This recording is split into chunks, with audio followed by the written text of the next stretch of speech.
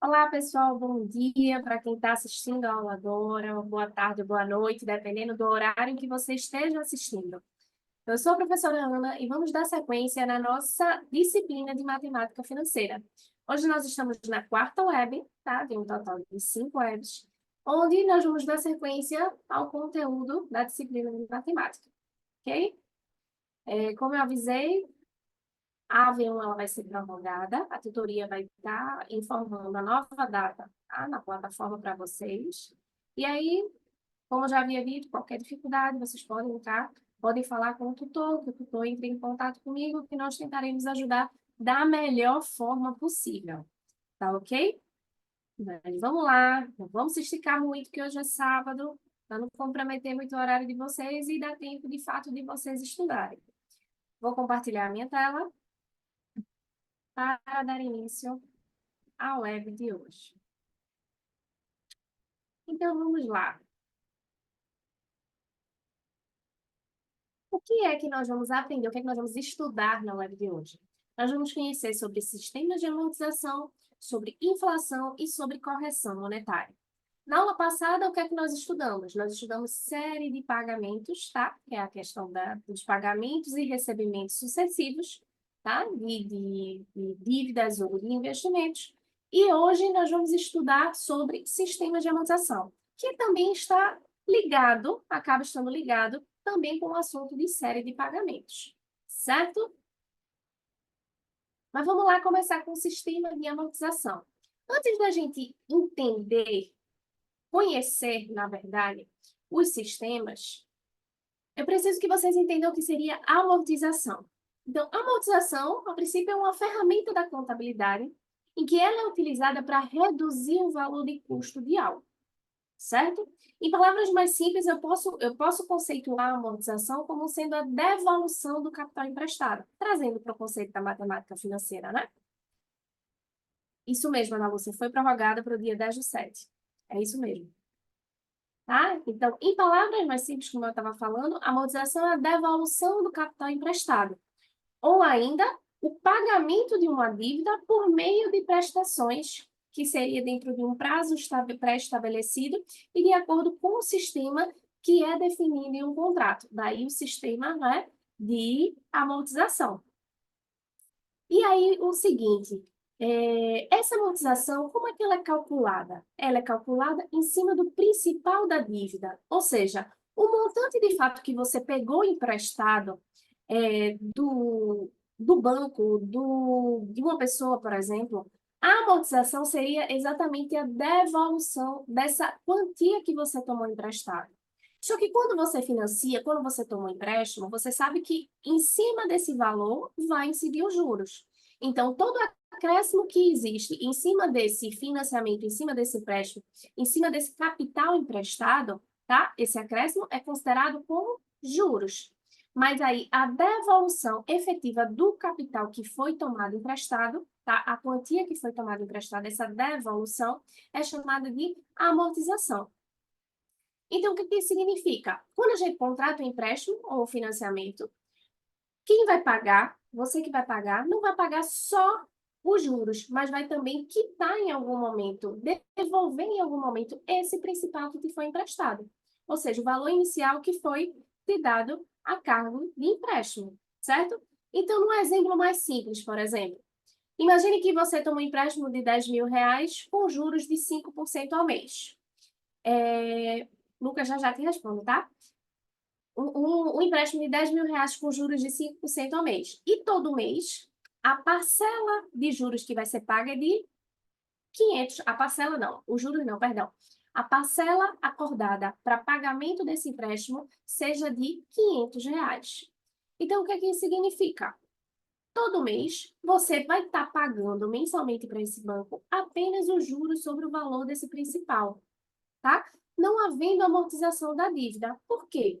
Porque 5% de 10.000 é R$ 500. Então, se eu estou pagando só R$ 500 todo mês, o que está acontecendo? Eu estou pagando os juros. Eu não estou amortizando esse meu capital.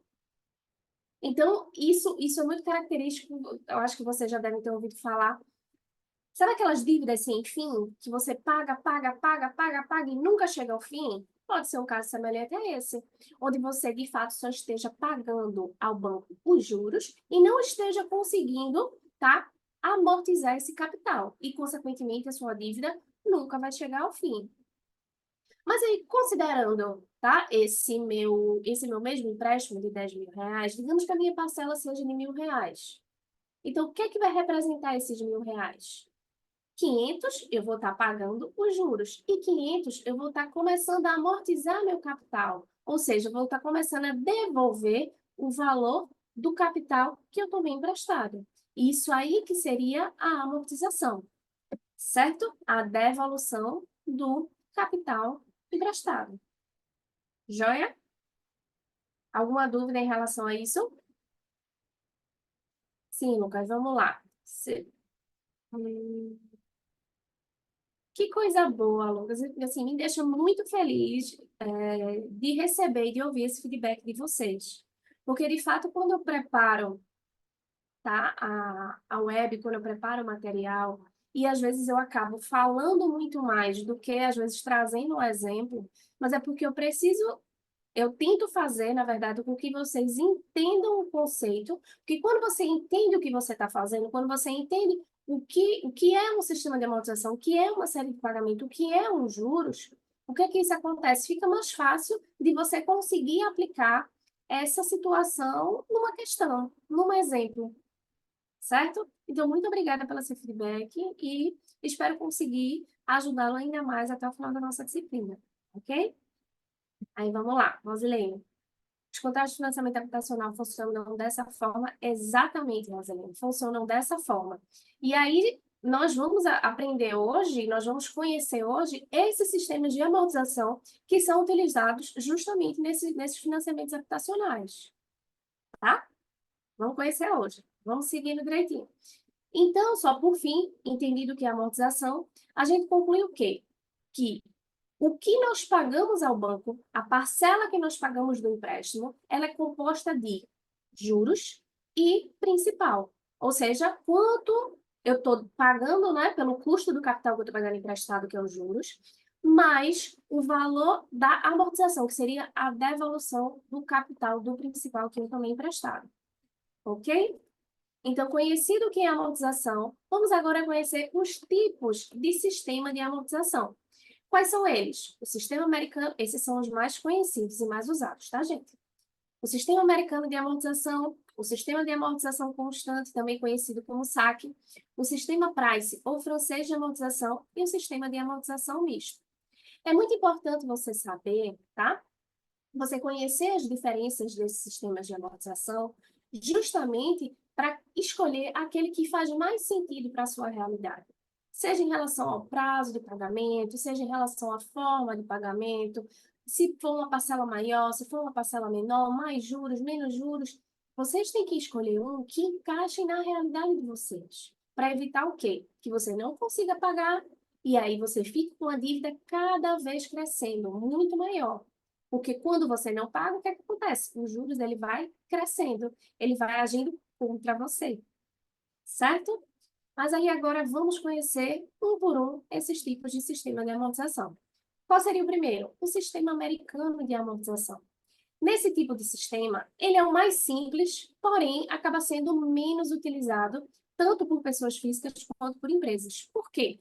Porque nesse tipo de sistema, o devedor, nós que tomamos o empréstimo, nós vamos pagar mensalmente apenas os juros sobre o valor contratado, certo? E nós vamos receber um prazo de carência para amortizar esse principal, que vai ocorrer quando? No final do contrato. Então, como é que vai funcionar? Eu pego 10 mil reais emprestado de juros, naquele nosso primeiro exemplo. Todo mês eu estou pagando 500 reais, só os juros, 500, 500, 500, 500. Quando terminar o prazo da minha carência, digamos 6 meses ou um ano, eu vou ter que quitar integralmente, eu vou ter que amortizar integralmente aquele meu capital, aqueles meus 10 mil reais. Então, é assim que funciona o sistema americano, tá? E aí, vocês me perguntam, tá, professora, então seria um tipo de sistema de amortização realmente que não é inviável, porque eu vou estar pagando os juros e no final vou ter que pagar tudo de uma vez. Quem seriam as pessoas que tomariam, por exemplo, esse tipo de empréstimo? seriam, gente, por exemplo, empresas que trabalham com contrato de recebimento futuro, que fazem, por exemplo, uma prestação de serviço e só vai receber por aquele serviço no final, quando terminar a prestação.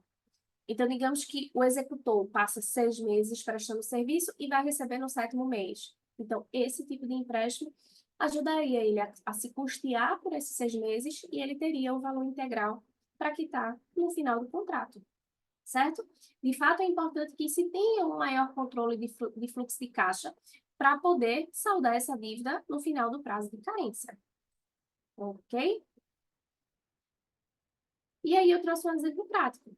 Uma empresa toma um empréstimo de R$ 1.500.000 com prazo de 6 meses no sistema americano a juros de 1% ao mês. O que é que isso significa? Eu tomei 1.500.000 e eu vou ter uma carência de 6 meses já que eu optei pelo sistema americano de amortização. Então, como é que vai funcionar? Todos os meses eu vou pagar apenas os juros sobre esse meu saldo devedor de 1.500.000. Então, todo mês eu vou estar pagando, ó, mês 1, 15 mil, mês 2, 15 mil, mês 3, 4, 5. Quando chega no final da minha carência, no último mês, eu vou ter que pagar a minha última parcela de juros, mas amortizar e devolver integralmente o meu capital. Certo? Mas aí esse sistema americano de amortização ainda tem uma variante, que é chamada variante bullet. E o que seria essa diferença? O que seria essa variante? Essa variante seria o seguinte: na bullet, tanto a amortização quanto o pagamento dos juros, ele vai ser realizado no final do prazo de carência. Então, lembra desse meu exemplo aqui de 1.500.000? Deixa eu voltar. O exemplo de 1.500.000.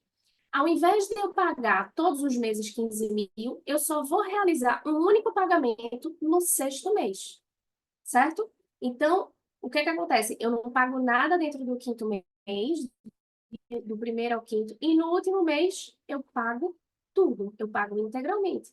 O valor dos juros mais o valor do capital.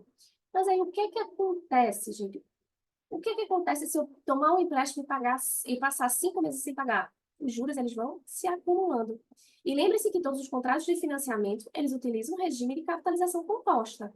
Então, o que é que vai acontecer? Vai crescendo esse saldo devedor, vai crescendo, e aí a quantia que você vai pagar lá no final acaba sendo muito alta. Por conta disso, esse é um método menos utilizado de sistema de financiamento, de sistema de amortização. Por quê? Porque oferece um risco muito grande para o banco, que não sabe se vai receber essa quantia toda, de fato, no final do prazo de carência, e também se torna muito oneroso para quem toma um empréstimo. Ok? Então, conhecido o sistema de amortização, vamos lá para o próximo sistema, que aí esse sim já deve ser mais conhecido de vocês, que é o chamado sistema de amortização constante, ou seja, o sistema SAC. E como seria esse sistema? Primeiramente, é importante dizer que ele também é conhecido como método hamburguês. O Price é o sistema francês e aqui é o método hamburguês. E aí, nesse tipo de sistema, ele estabelece o quê? Pagamentos periódicos de parcelas decrescentes para amortizar a dívida. Como assim, professora? Vamos lá. Primeiramente, como o próprio nome diz, nesse tipo de sistema, o valor amortizado do saldo devedor é sempre o mesmo, ele vai ser constante, por isso, sistema de amortização constante. Porém, a amortização é constante, porém, o valor da parcela, justamente por conta dessa amortização constante, ela vai ser decrescente. Sim, professor, como é que uma coisa que é constante, ela vai ser decrescente?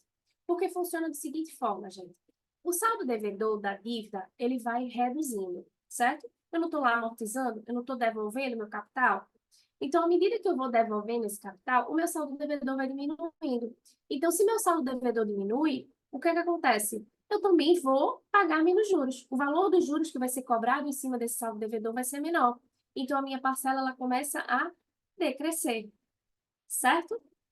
E aí, consequentemente, como meu saldo devedor reduz com o tempo, os juros, consequentemente, também acabam sendo reduzidos, certo?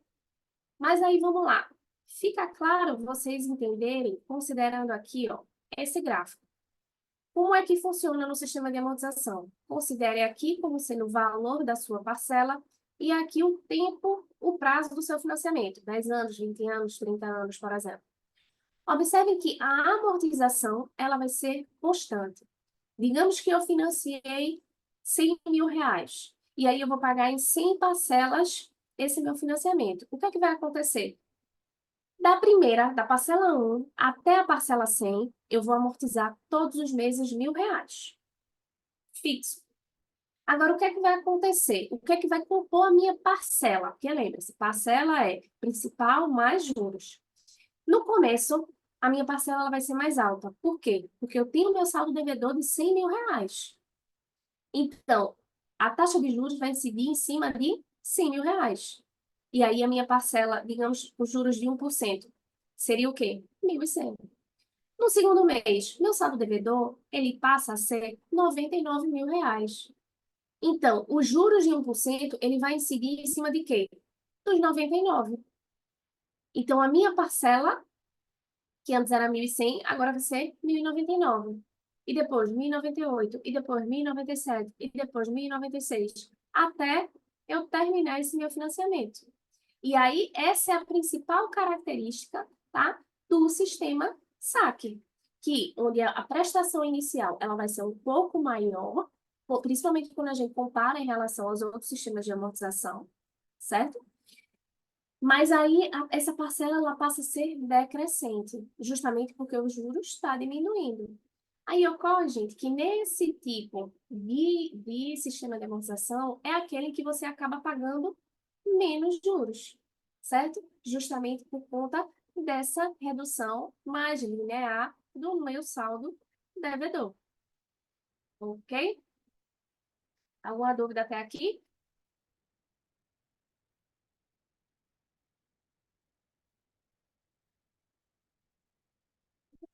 Aí vamos lá, para um exemplo de um exemplo utilizando o sistema de amortização constante. Um casal financia o seu apartamento com o banco e recebe 1 milhão de empréstimo a serem pagos em 5 anos, utilizando o sistema da tabela SAC, para uma taxa de juros de 10% ao ano. Como é que resolveríamos essa questão? Primeira coisa, nós sabemos que sistema de amortização constante, a minha amortização vai ser constante do início ao fim. Então, se eu tomei 1 milhão de empréstimo, certo? O que é que vai acontecer? Esse 1 milhão eu vou pagar em 5 anos, então eu já divido a minha amortização, 1 milhão dividido por 5. Então, todos os anos eu vou pagar 200 mil reais de amortização.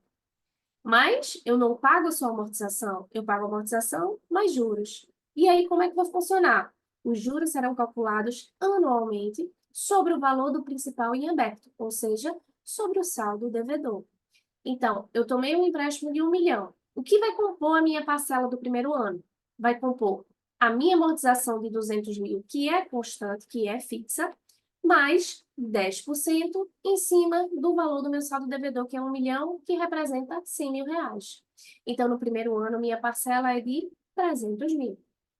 Já no segundo ano, o que é que acontece? O meu saldo devedor ele passa a ser 800. Então, minha parcela vai ser composta dos mesmos 200 mil, certo? Que vai ser o valor amortizado constante, mais 10% do meu saldo devedor, ou seja, 80 mil. Então, a minha parcela vai ser de 280 mil.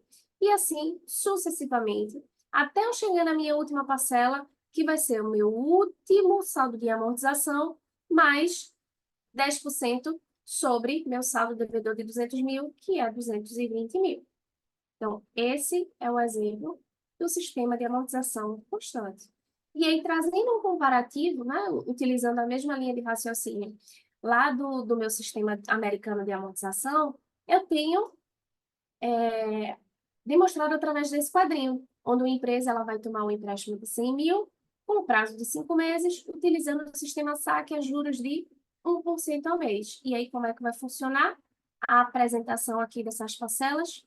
No primeiro mês, eu vou pagar 21. Por quê? Porque minha amortização ela vai ser constante de 20 mil. E aí, eu vou pagando juros sempre em cima desse saldo devedor. Então, aqui, esses 1.000 é calculado em cima dos 100 mil. os 800 calculado em cima dos 80 mil. E assim sucessivamente, onde esse meu valor ele vai ser constante e esses juros eles vão ser decrescentes. Consequentemente, minha parcela também fica decrescente. Ok? Exatamente, Cíntia. Tem a questão da correção monetária também. Mas até vamos estudar sobre a correção monetária hoje também, viu? Que aí acaba correndo junto também dos contratos, são as condições de contrato de financiamento. Que aí essa correção monetária ela vai acontecer através de quê? Através dos índices de inflação, certo? Eu posso até, eu acho que hoje a Caixa Econômica Federal utiliza os índices de inflação para fazer a correção desses sistemas de amortização, né, desses financiamentos, é a TR, que é a taxa referencial, e o IPCA, que são os dois índices principais que elas utilizam para fazer essa correção. Mas vamos lá, que temos muita coisa para aprender hoje. Qual o terceiro sistema de amortização? Seria o sistema Price, ou também conhecido como sistema francês. Talvez esse sistema seja um dos mais conhecidos e mais utilizados dentre os sistemas de amortização apresentados. Por quê, né, na verdade? Porque o que é que acontece? Nesse sistema, o pagamento das prestações, ele vai possuir um valor constante. Ou seja, são parcelas iguais. Não confundam. Eu não estou falando aqui de amortização, como eu estava falando no saque, que a amortização é de principal. Aqui eu estou falando de parcela. Aqui eu estou falando de amortização mais juros, quanto você efetivamente paga ao banco todos os meses. Então, aí, esse pagamento, ele vai possuir valor constante, ou seja, parcelas iguais, tá? E essa parcela, sempre lembrando, ela vai ser composta de quê? Principal mais juros. E aí, observem aqui através daquele mesmo gráfico. Representado da mesma forma. Aqui representa a prestação, tá? E na linha vertical e na linha horizontal, o período, o prazo do seu financiamento.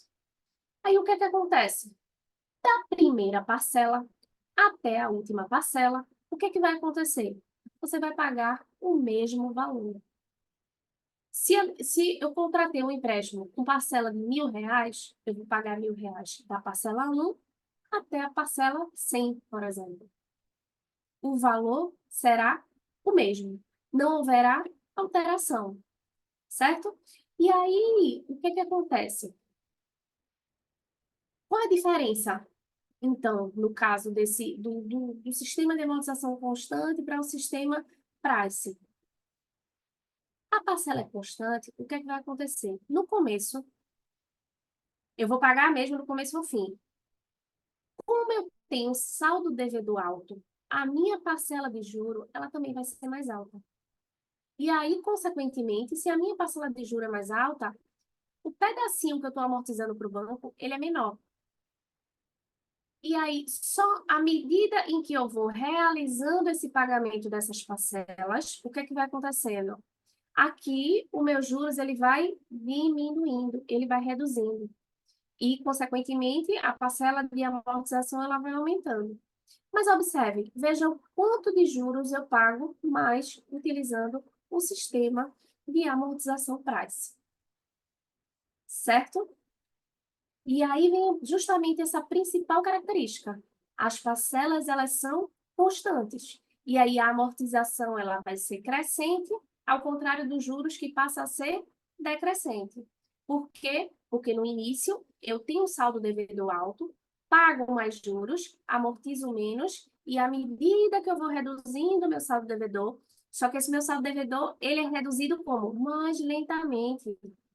Como eu não tenho uma amortização constante, o que é que acontece? Eu amortizo mais devagarinho. Como eu amortizo mais devagarinho, eu acabo pagando mais juros. No entanto, gente, o que é que acontece?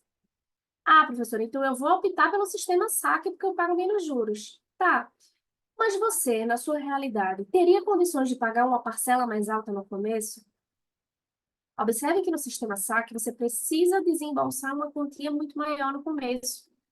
E aí a gente sabe que quando a gente, de fato, até como o Cíntia está falando, no começo nós estamos assim, toda naquela empolgação, naquela emoção de comprar a nossa casa própria, de organizar, de fazer tudo. Aí querem, pensando, sei lá, em colocar móveis planejados, mobiliar a casa, comprar novos eletrodomésticos. E aí, vai caber no teu orçamento pagar uma parcela alta e custear toda essa melhoria e todo esse mobiliário da sua casa? Então, tudo isso precisa ser levado em consideração no momento da escolha do teu sistema de amortização. Então, talvez realizar um pagamento, no, adquirir, né, comprar, financiar a tua casa pelo sistema de amortização Price te traga uma maior previsibilidade, tá? Te traga uma maior segurança em relação ao pagamento do teu financiamento, ok? E aí vamos para aquele mesmo exemplo, só que utilizando agora o regime da tabela Price. O casal financiou o apartamento pelo mesmo 1 milhão, a ser pago em 5 anos com a taxa de juros de 10% ao ano. Nesse caso, o que é que vai ser fixo? A parcela. Então, aqui eu não vou pegar o valor do meu empréstimo, do meu financiamento e dividir pela quantidade de anos. Agora, o que é que vai caracterizar isso aqui? Isso aqui caracteriza uma série de pagamentos que envolve uma dívida, né? E que envolve valor presente. Então, eu utilizaria a minha série de pagamento, tá? Aquela minha formulinha de série de pagamento para descobrir o valor da minha parcela. E aí, 1 milhão seria o meu PV, tá? O meu capital inicial. 5 anos seria o meu prazo, né? Porque eu não tenho uma série infinita, tempo pré-determinado, 5 anos, para os juros de 10% ao ano. E o que é que eu teria que descobrir? A minha parcela, o meu PMT. E quanto seria a minha parcela nesse caso? 264 mil, que já está incluso a amortização e já está incluso os juros dentro de todo esse período, certo? E quanto eu estaria amortizando todo mês? O que é que vai acontecer? Na primeira parcela de 264 mil, eu estaria pagando 100 mil de juros, o que é 10% de mil, e a diferença do valor da parcela para os meus juros seria a minha amortização, de 164 mil. Já no segundo mês, meu saldo devedor, que é de 836, veja a diferença. Lá no sistema saque, o meu saldo devedor no segundo ano era de 800 mil. Então, aqui a gente já está vendo que está pagando juros a mais em cima de 36 mil. E aí, como seria composta essa minha parcela de 264 mil? 10%, que era 84 mil, e a diferença de 180 de amortização. E assim sucessivamente, até chegar à minha última parcela, onde meu saldo devedor ele vai ser de 240, 24 mil de juros e 240 mil de amortização. Então, observem que essa amortização ela foi crescente e os juros decrescentes. E assim, eu realizei a quitação pelo sistema Price. Utilizando aquele mesmo quadro, o empréstimo de 100 mil a 3 meses, com prazo de 3 meses, no sistema Price, a juros de 2,5% ao mês. Então, observe, meus juros, eles são decrescentes, porque eles vão incidir sempre em cima do meu saldo devedor. As minhas parcelas, elas são o quê? Crescentes, ou, perdão, a minha amortização, ela é crescente, ela começa menor e vai aumentando, mas aqui as minhas parcelas, elas são iguais, elas são fixas. Então, eu sei quanto eu vou pagar do começo até o fim do meu financiamento. Certo? E, por fim, temos o quarto e último sistema de amortização, que é o sistema de amortização misto. E o que seria esse misto? Como o próprio nome diz, ele é um misto, ele é a junção entre os outros dois principais sistemas de amortização, que é o saque e o price. Então, como é que funciona? Por ela ser um misto, por ela ser a junção dos dois, ela é nada mais do que a média simples, a média aritmética entre os valores da prestação do saque com os valores da prestação do price, certo? Então, eu não vou, por exemplo, pagar uma parcela tão alta quanto eu pagaria se eu optasse pelo saque, e também não vou pagar tantos juros como eu pagaria se eu optasse pelo sistema price, certo? Justamente por ele ser a média entre os dois. Entendeu? Então, aí, o que é que acontece? Esse sistema de amortização misto acaba sendo interessante, tá? Para as pessoas físicas de modo geral, mas nem todos os sistemas de financiamento optam por esse sistema de amortização misto. Por exemplo, a Caixa Econômica Federal, ela normalmente utiliza dois regimes que são dois sistemas que são o sistema price e o sistema saque, tá? E aí não utiliza esse sistema misto, mas seria uma ótima opção, de fato, para quem procura um intermédio, para quem não quer pagar tantos juros, mas também não pode comprometer tanto o orçamento lá no começo do seu contrato de financiamento. E aí vamos de exemplo. Que aí eu trouxe esse exemplo, porque aqui eu já mostro como a gente consegue calcular os três sistemas. Uma empresa toma um empréstimo de 100 mil, que serão pagos pelo sistema de amortização misto, com prazo de 100 meses, a juros de 1% ao mês. Então, vamos lá. O empréstimo é de 100 mil, pelo sistema de amortização misto, com prazo de 100 meses, a juros de 1% ao mês. Como ele é misto, como ele é a média de 1 do saque com o price, o que é que eu tenho que fazer? Eu tenho que descobrir a minha prestação no sistema price e tenho que descobrir a minha prestação no sistema saque. E como é que fazemos isso?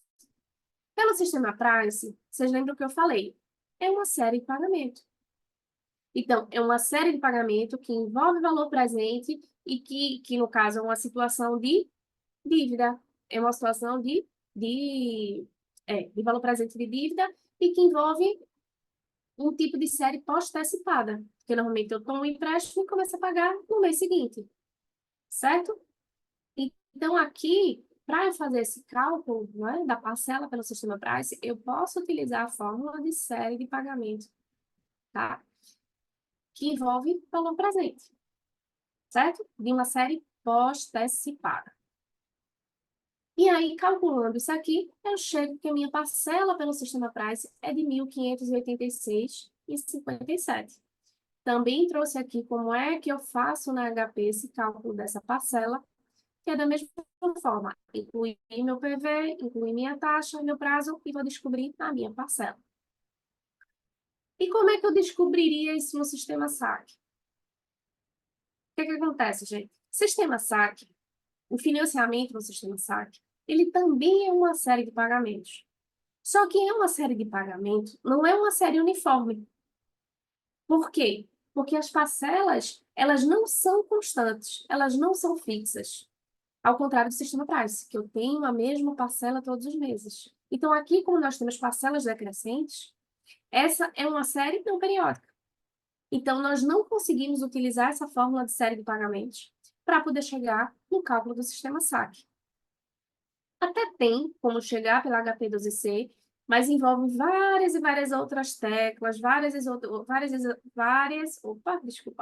várias outras funções que na apostila estão bem apresentados para vocês. Mas como o nosso tempo é curtinho, eu não consigo trazer, porque senão passaria mais de meia hora, de fato, só explicando. Mas de forma simples, como é que nós conseguiríamos fazer essa parcela? Esse cálculo da parcela que não é complicado. Primeiro passo. Nesse sistema de amortização constante, então eu vou descobrir quanto eu vou amortizar todo mês, o que vai ser constante. Então, eu pego meu saldo devedor, meu principal de 100 mil, e vou dividir pela quantidade de parcelas. Ou seja, 100 mil dividido por 100, R$ 1.000. Então, R$ 1.000 é o valor fixo de amortização. Mas só a amortização que compõe minha parcela? Não, minha parcela é amortização mais juros. E aí, o que é que a gente vai fazer? Descobrir os juros de cada parcela. No mês 1, o meu juros vai ser o meu saldo devedor de 100 mil vezes a minha taxa de juros de 1%. Então, vai ser R$ 1.000. E quanto vai ser minha parcela? 1.000 de principal, de amortização, mais 1.000 de juros. Parcela no mês 1, R$ 2.000. No segundo mês, qual é o meu novo saldo devedor? 99. Por que 99? Porque eu já amortizei R$ 1.000 no mês 1. Então, perdão, os meus juros no mês 2 vai ser R$ 990 e o total da minha parcela, 1.990. E assim sucessivamente. Professor, se eu preciso, se uma questão vier me cobrar para eu descobrir qual é a 20ª parcela do meu financiamento. Gente, normalmente isso não vai acontecer. Uma questão, por exemplo, na V2, se vocês forem cobrados de fazer um cálculo de uma prestação pelo sistema SAC, normalmente ele vai perguntar qual é a primeira, qual é a segunda, no máximo qual é a terceira prestação. Então, dá de fato para vocês realizarem esse cálculo utilizando essa sequência de calcular primeiro mês, segundo mês, terceiro mês. É simples, tá? É mais fácil ele pedir para você calcular o valor da prestação pelo sistema Price, que aí você vai utilizar uma série de pagamento, que aí já junta dois assuntos, série de pagamento e sistema de amortização. Ok? Tá, mas vamos lá. Descobrimos do sistema Price e do sistema SAC. Como é que eu descubro agora do sistema de amortização misto? Média aritmética simples, gente. Somei a parcela pelo Price, somei a parcela pelo misto e dividi por 2. Então, eu tenho que a minha parcela de amortização pelo sistema de amortização misto é 1.793 e a segunda 1.788. Observem que ela é menor do que... Deixa eu trocar aqui. Caneta. Ela vai ser menor do que a do sistema SAC e maior do que a do sistema Price.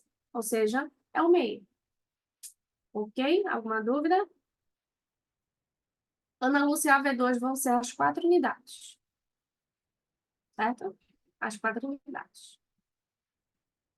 E aqui, por fim, para encerrarmos o assunto do sistema de amortização, eu trouxe um gráfico comparativo com o valor, né, considerando o mesmo empréstimo de 100 mil a ser pago no sistema de amortização misto, comprado de 6 meses a juros de 1% ao mês.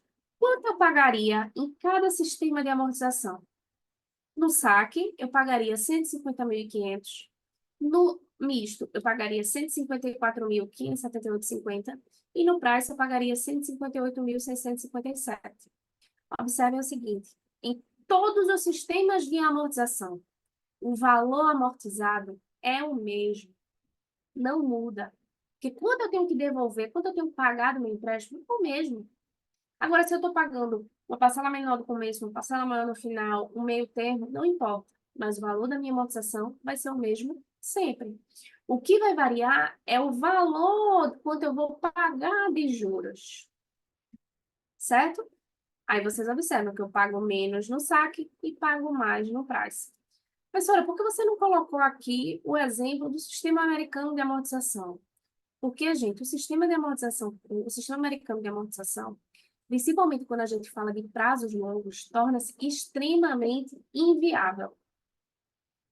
Deixa eu mostrar para vocês aqui. Cadê o meu... Deixa eu colocar aqui a minha HP. Eita, eu nem peguei. Para vocês perceberem. Aqui o emulador.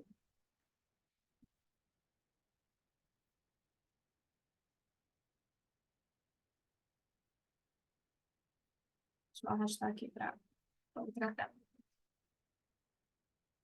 Se eu fosse considerar pelo sistema americano de amortização, como é que eu faria? Cálculo de juros composto simples, tá, gente? 100 mil seria o meu capital, CHSPV, meu principal. Qual o meu juros? 1% ao mês. E qual o meu prazo? 100 meses, 100N. Então, eu vou calcular o meu FV.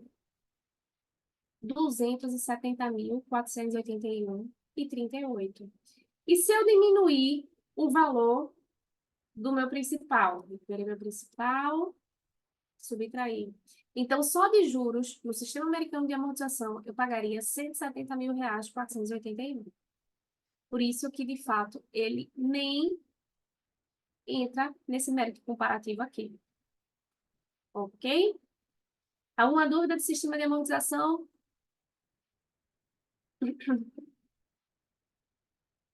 Espero que ajude vocês futuramente, brevemente, de preferência, quando vocês forem comprar um imóvel de vocês, ou quando vocês forem financiar qualquer outra coisa que seja, qualquer outro empréstimo, um carro, uma casa, qualquer coisa que envolva sistema de amortização, certo? Mas aí vamos lá para o próximo assunto, que é inflação. Perdão, gente. Mas vamos lá. Vamos agora conhecer a tão famosa e tão falada inflação e quanto ela impacta no nosso dinheiro, né? No nosso poder de compra e também sobre a nossa vida.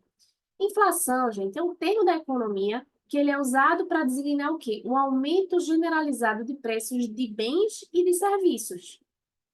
Também posso falar, posso classificar, digamos que a inflação, em outras palavras, como a representação do aumento do custo de vida e, consequentemente, a redução do poder de compra da moeda.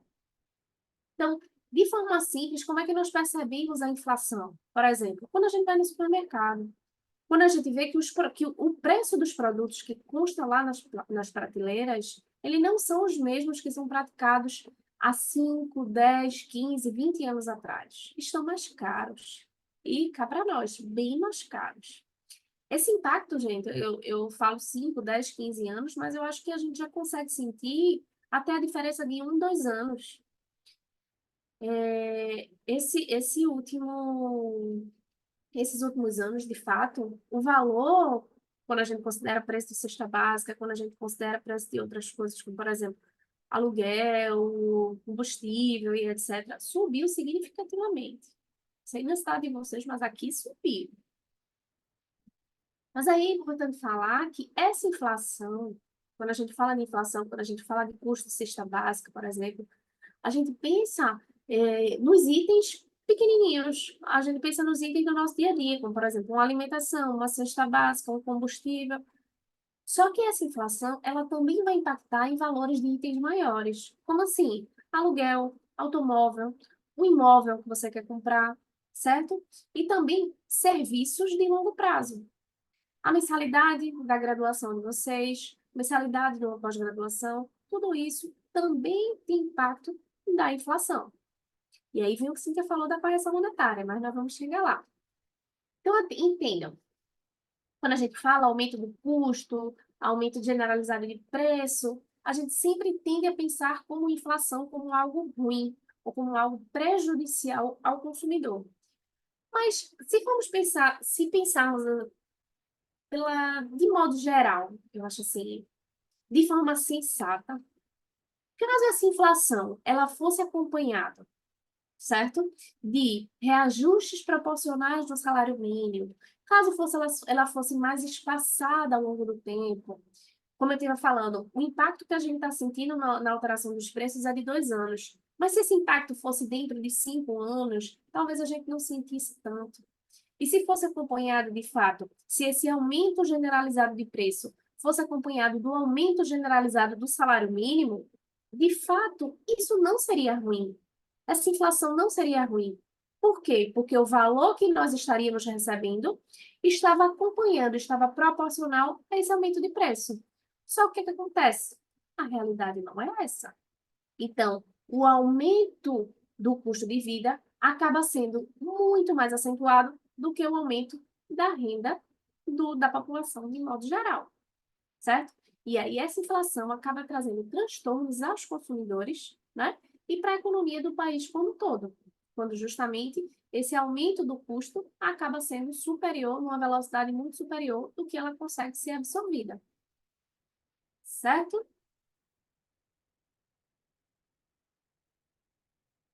E aí, a gente conheceu sobre inflação, mas vamos conhecer também outro termo que também pode impactar na economia, que é a chamada deflação.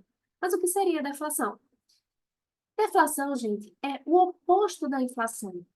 Enquanto a inflação é o aumento generalizado de preço, a deflação é a queda generalizada de preços de produtos e serviços de forma contínua e por um período, e precisa ser também por um período razoavelmente longo, certo? Agora é importante só o seguinte: existem pessoas que chamam o recuo pontual de índices de inflação, tá? Como uma deflação. Por exemplo, se em 1 ou 2 meses o índice de inflação ele tem uma queda de 1%, meio percentual, algumas pessoas tendem a considerar isso como uma deflação, mas não é. Porque a deflação, ele precisa ser por um período razoavelmente longo. Então, se esse impacto, se essa redução ocorrer em 1 ou 2 meses, por exemplo, ele não vai configurar uma deflação, certo? Não vai configurar um processo deflacionário, entendeu? Esses recursos, eles precisam ser o quê? Generalizados. E além dele impactar, dele ter um processo contínuo, ele também precisa afetar uma grande gama de produtos e serviços. Então, digamos, se apenas um segmento de fato ocorrer essa queda generalizada dos preços, a gente também não pode classificar uma deflação, porque ele está impactando apenas naquele segmento, naquele produto, certo? Mesmo que ele influencie negativamente nos índices inflacionários, por ele ser, digamos assim, sozinho ali naquela situação, ele também não pode ser considerado uma deflação. Então, observem, inflação, deflação. Para ocorrer um desses dois, tem que ser generalizado. Tem que ser em uma gama grande de produtos e de serviços e tem que agir por um período contínuo. 1 ou 2 meses não caracteriza um tipo de sistema deflacionário ou inflacionário se a gente estiver no período de deflação. Ok? Mas vamos lá. O que é que pode causar, então, a inflação e a deflação? Vamos começar pela inflação. Primeiro, ela vai ocorrer quando há um aumento da demanda. E o que seria esse aumento da demanda? O que seria esse aumento da demanda? É a famosa lei da oferta e da procura. Quando eu tenho pouca quantidade de um produto e muita gente quer consumir, o que é que vai acontecer? O preço vai subir. Se eu estou numa praia, tá um calor, um sol muito quente, e aí um vendedor chega vendendo água, vai ser um preço. Se eu for lá no supermercado, o preço vai ser bem menor. Por quê? Porque a demanda aqui dessa água na praia vai ser mais alta. E aí é o primeiro caso de inflação. Segundo caso, aumento dos custos de produção. O que seria esse aumento dos custos de produção aqui?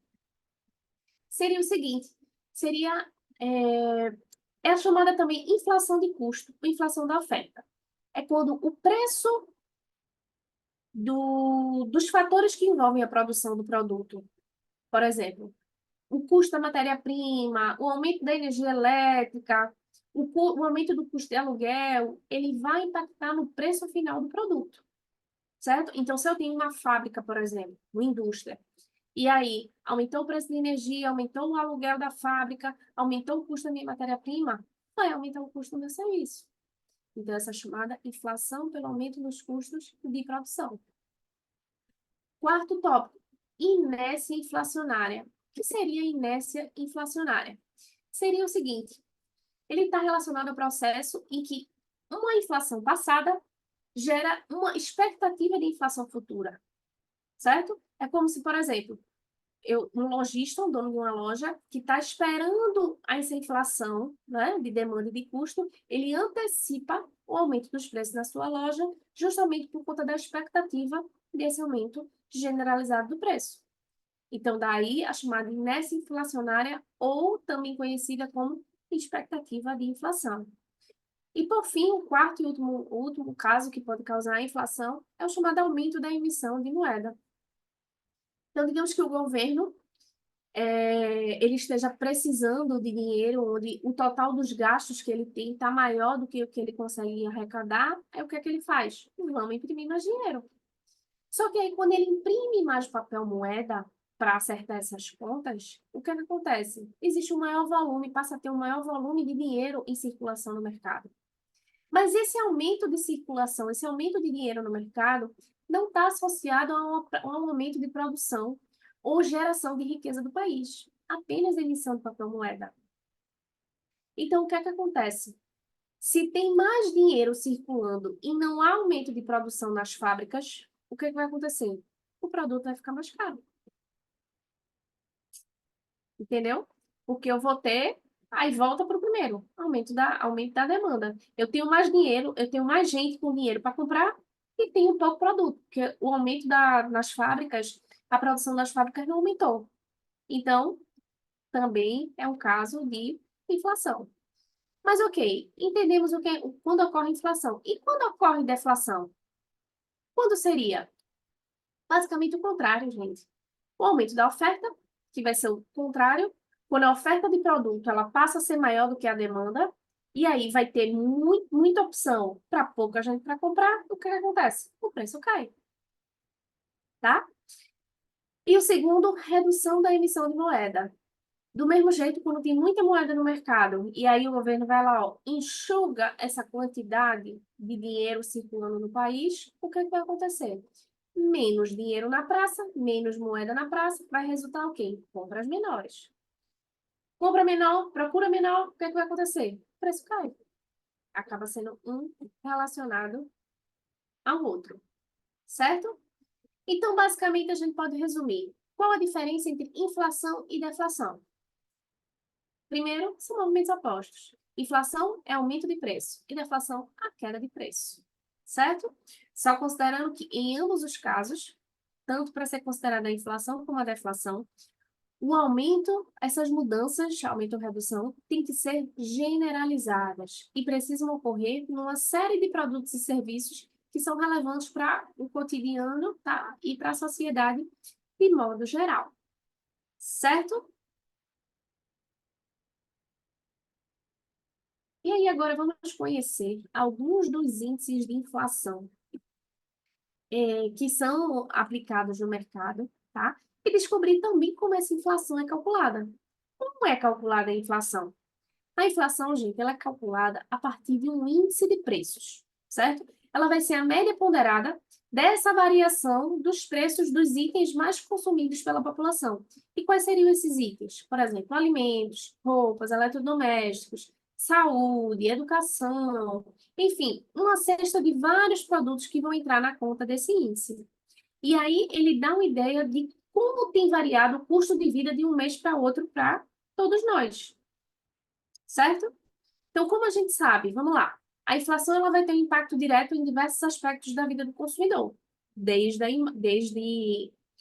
a alimentação básica até quando eu vou comprar o meu apartamento, por exemplo. Então, como essa inflação ela vai impactar em diferentes âmbitos, em diferentes aspectos, a gente não tem um único índice que vai medir essa inflação e que vai calcular essa inflação, certo? Acaba existindo um índice mais ou menos para cada segmento, tá?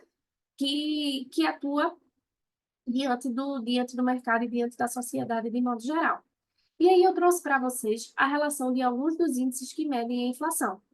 Por exemplo, o INPC, que é o Índice Nacional de Preço ao Consumidor, IPCA, que é o Índice de Preço ao Consumidor Amplo, IPCAE, que é o Amplo Especial, o IPCA 15, o IGP, o IGP-10, o IGPDI, o IGPM, IPC-FIP, IPCS, IPCSP. É uma série de índices que existem, de fato, para calcular essa variação dentro de diversos segmentos.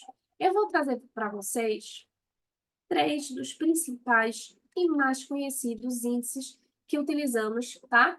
Para calcular essa variação da inflação. O principal deles, que é o índice que é utilizado para calcular o custo oficial, certo?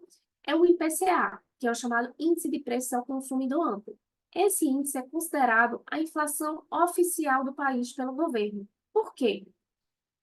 Primeiro que ele recebe o nome de amplo, porque ele tem o objetivo de abranger 90% da população urbana do país, tá? E ele é calculado mensalmente pelo IBGE, que envolve 10 regiões metropolitanas do Distrito Federal. E aí esse IPCA, ele vai determinar a inflação de produtos e serviços no varejo, consumidos por famílias que recebem de 1 até 40 salários mínimos, certo? E vai calcular a variação de preço de uma cesta específica de produtos e serviços consumidos pela população. Que cesta de produtos e serviços seriam essas? Habitação, vestuário, despesa pessoal, transporte, comunicação, alimentação, saúde e educação. Então, digamos que essa cesta de produtos, que é, digamos que, a cesta de produtos de necessidade básica, tá? De sobrevivência. Então, Esse índice, o IPCA, que é o Índice Oficial do Governo, ele é calculado em cima de quê? Dessa cesta de produtos e serviços de famílias que recebem de 1 a 40 salários mínimos. Certo? Ana Lúcia, o que é aplicado sobre o reajuste dos aluguéis é o IGPM. Vamos falar sobre ele agora. Então, temos também um segundo índice, que é o INPC. O INPC é o Índice Nacional de Preços ao Consumidor. Semelhante ao IPCA, que é o anterior, ele também vai calcular a variação dessa mesma cesta de serviços, certo? Que é transporte, despesa pessoal, comunicação, alimentação, vestuário, saúde e etc. Tá? Só o que é que vai acontecer? Esse índice vai ser mais sensível, porque ele vai medir a variação do custo de vida das famílias com até 5 salários mínimos. E aí, esse grupo de família com até 5 salários mínimos são grupos mais sensíveis às variações de preço. Por quê? Porque eles tendem a gastar, de fato, todos os seus rendimentos em itens básicos, como alimentação, remédio, transporte, que é essa cesta de produtos calculados pelo IPCA e também pelo INPC. Certo? E o terceiro índice é o IGPM, que é o Índice Geral de Preços do Mercado. Esse IGPM, ele vai medir o movimento de preços de quem? Do setor da indústria da transformação, da construção civil, do agronegócio e de despesa familiar.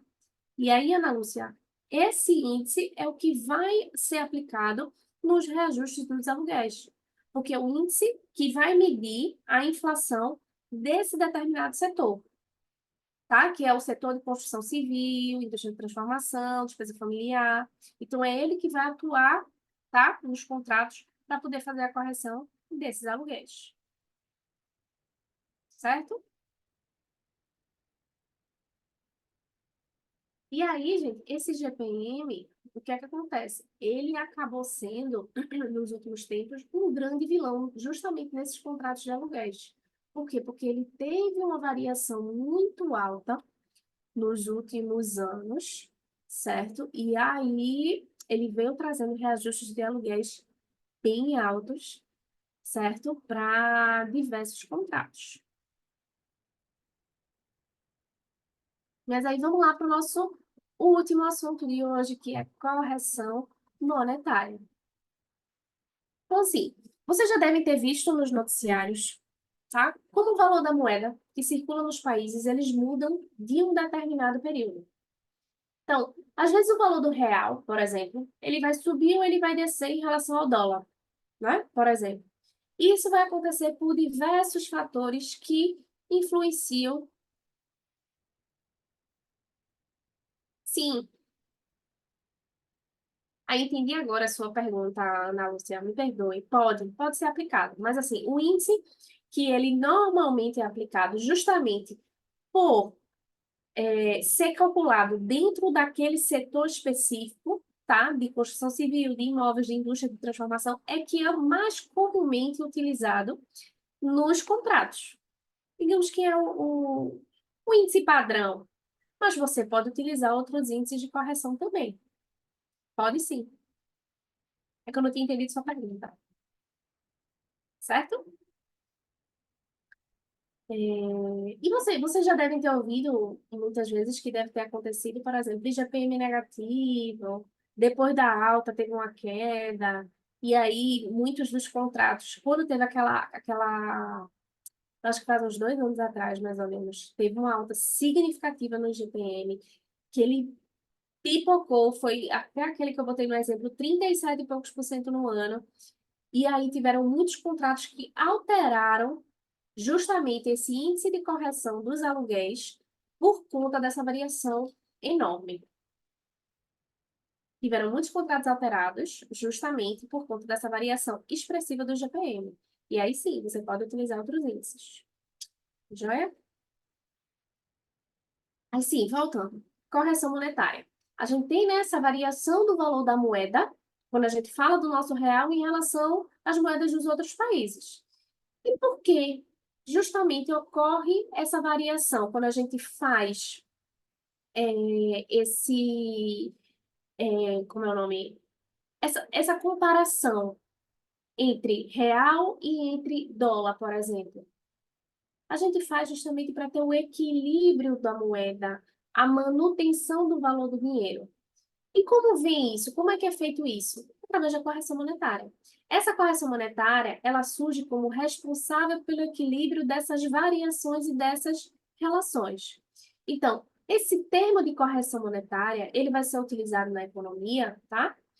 Que, na verdade, ele é muito utilizado na economia, mas para quem não trabalha nessa área de mercado financeiro, de economia de banco, por exemplo, ela pode parecer um pouquinho mais complicado, mas no final não é. Porque essa correção é um ajuste financeiro do valor da moeda brasileira, que no caso, é o real. E em relação ao que é realizado esse ajuste financeiro? Em relação às outras moedas que circulam nos outros países e também em relação à inflação, que vai influenciar no poder de compra da população. E aí vem, acho que foi Cíntia que perguntou, tá, professor, então fora os juros a gente ainda tem a correção monetária? Tem. Por que a gente tem a correção monetária? Por exemplo, num contrato de financiamento em que a gente financia um imóvel por 10, 20 anos. Justamente, gente, para garantir o valor, né? Garantir a manutenção do custo do dinheiro no decorrer do tempo. E como assim, professora, a manutenção do dinheiro em relação ao tempo? O que é que acontece, gente? A inflação, ela está ali acontecendo, independente que você queira ou você não queira. Então, o dinheiro representa o dinheiro tem um custo no tempo, certo?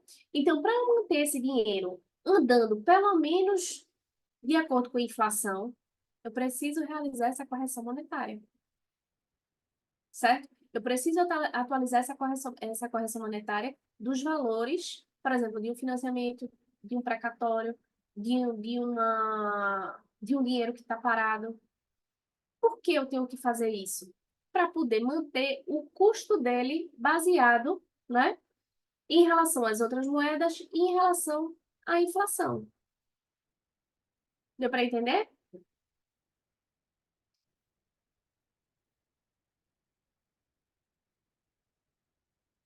Como é que a gente faria? Como é que a gente faz a atualização desses dinheiros? Como é que a gente aplica essa correção monetária? Nas quantias, por exemplo, no financiamento. Tá, deixa eu falar agora. Lembra que eu falei no começo da aula? Nos financiamentos imobiliários da Caixa Econômica Federal. A Caixa Econômica Federal utiliza ou o TR, que é a taxa referencial, ou eu acho que é o IPCA.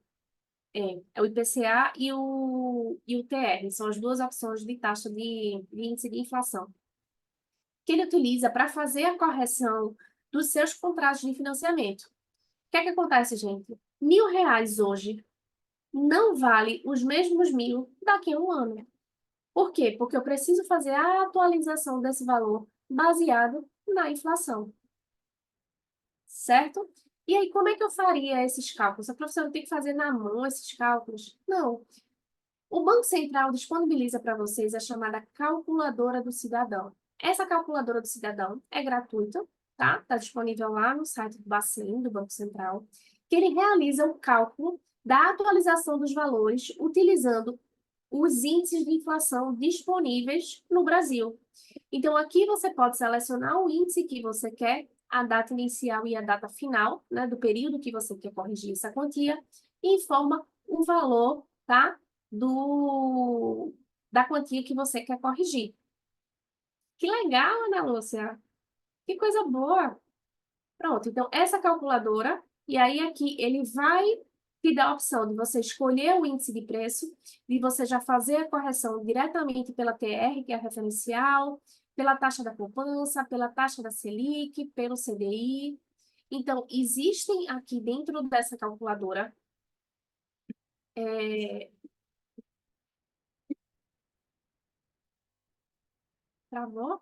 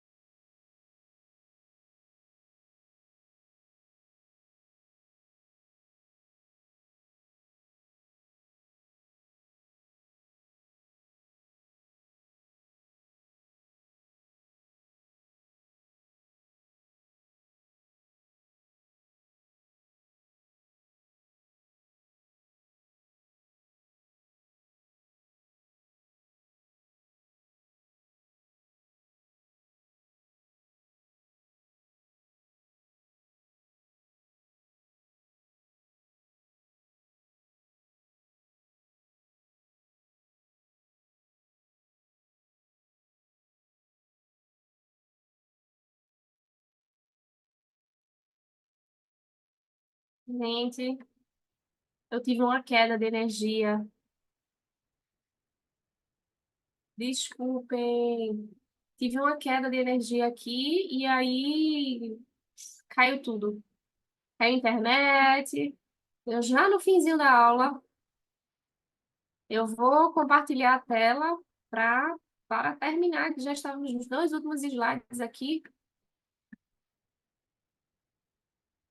Infelizmente, a tecnologia pode.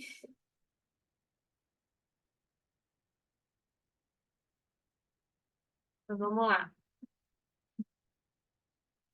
Já está no finzinho, já está no finzinho. Deixa eu compartilhar a tela novamente.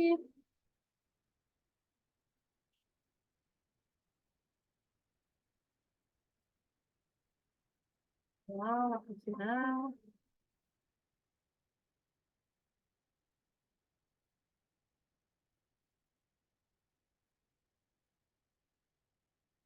Já vimos todos os sistemas. Vou reiniciar.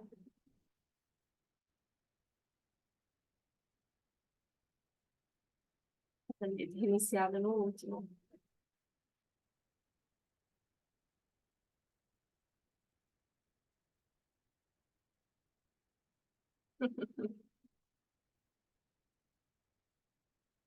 PCA, INPC, GPM, correção monetária. Estávamos falando sobre a calculadora do cidadão. Justamente que é essa calculadora que vai ser responsável por nos auxiliar, tá? A resolver, a calcular e atualizar esses valores, não é? Dentro, utilizando essa ferramenta que é disponibilizada pelo Bacen, não é isso? Que você pode utilizar, qualquer pessoa, tá? Pode utilizar, você vai considerar os diversos índices que existem, não é? De inflação e consegue fazer a atualização desses valores. E por fim, gente, o seguinte, eu preciso que vocês entendam que travou foi tudo aqui. Esse é nosso último slide. Onde eu quero só deixar claro para vocês o seguinte: apesar dos juros e da correção monetária, elas desempenharem papéis importantes na economia, é importante que não se confunda juros com correção monetária, tá? E por que é importante que não se confunda? Porque a taxa de juros, ela se refere aqui a acréscimo sobre uma dívida parcelada. Então, eu tomei um empréstimo, o que é que vai acontecer? Eu vou pagar juros sobre isso, porque juros vai ser a remuneração do capital, tá? Ou se eu atrasei uma conta, por exemplo, uma dívida, eu também vou pagar os juros. Já a correção monetária, ela vai sempre atuar sobre o valor original dessa dívida. E ela vai fazer, e não é isso, não vai ser o custo do dinheiro, não vai ser o custo do empréstimo, vai ser apenas a atualização dos valores de acordo com a inflação. E ela sempre vai ser calculada baseada nos índices de inflação que vão ser apresentados anteriormente. Então, quando a gente contratar o nosso financiamento pela Caixa Econômica Federal, lá no nosso contrato vai estar condicionado. Haverá a correção monetária baseado, por exemplo, na TR, que é a taxa referencial, e aí esse saldo, tá, vai ser atualizado mediante essa taxa referencial para poder acompanhar a inflação. Porque o que é que acontece? Você financia hoje para pagar dentro de 10, 20 anos. Então, dentro desses 10, 20 anos, essa quantia também precisa acompanhar a inflação, também precisa acompanhar essa variação, certo? Considerando as taxas de inflação do mercado. Então, dessa forma, essa atualização, que é também chamada de correção monetária, ela é praticada atualmente no país com o intuito de quê? De regular os valores na economia, baseado em quê? No preço da moeda. E aí, esse preço da moeda vai ser acompanhado e vai ser reajustado através de quê? Dos índices da inflação e também na cotação do mercado financeiro. Ok? E com isso, finalmente terminamos a nossa web de hoje. Um pequeno contratempozinho no final, mas que, graças a Deus, deu tudo certo e não precisamos interromper nossa aula ou prejudicá-la. Alguma dúvida sobre a aula de hoje? Alguma pergunta? Deixa eu voltar aqui para o Zoom. Tudo tranquilo? Então é isso, gente. Para quem ainda não fez, a V1 ela foi prorrogada para o dia 10/7.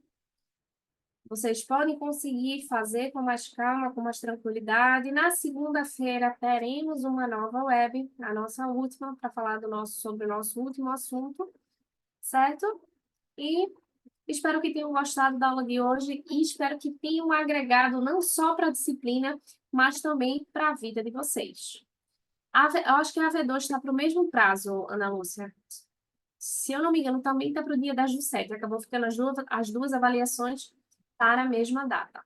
Tá ok? Mas aí vocês têm um mês para fazer com calma e com tranquilidade. Podem assistir as webs de novo, fazem revisão, ver exercício e tudo mais. Ok? Então, com isso, Obrigado, encerro professora. a web de hoje por nada. Espero que tenham gostado e encontro vocês na segunda-feira. Bons estudos, um ótimo final de semana e um abraço em todos. Até a próxima!